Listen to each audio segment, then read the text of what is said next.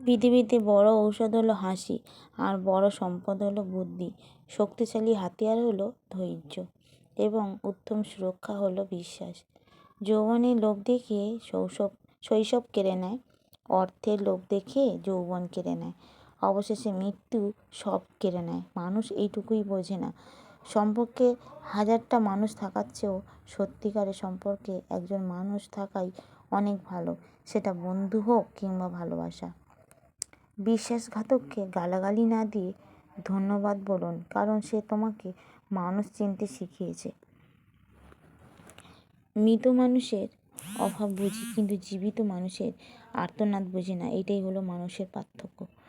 টাকা মানুষের চরিত্রের প্রকৃতির রূপ প্রকাশ করে, কিন্তু জেদ থাকা ভালো, কিন্তু অতিরিক্ত জেদ অনেক গোছানো সম্পর্ককেও ভেঙে তছনছ করে দেয়।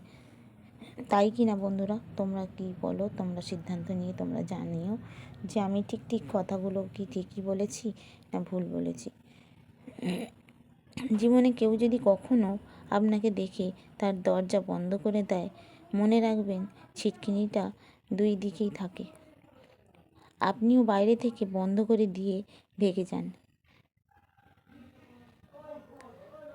যদি ভালো লাগে আমার ভিডিওটা সাবস্ক্রাইব করতে ভুলবেন না। আর এতক্ষণ ধরে ভিডিওটা দেখার জন্য অসংখ্য ধন্যবাদ বন্ধুদের। সবাই সুস্থ থাকবে, ভালো থাকবে, এবং বেশি বেশি লাইক কমেন্ট শেয়ার করবেন। আপনাদের সামনে আসা যত ভিডিও, সেই ভিডিওগুলোকে দেখে কমেন্ট এবং সুন্দর সুন্দর কমেন্ট করবেন।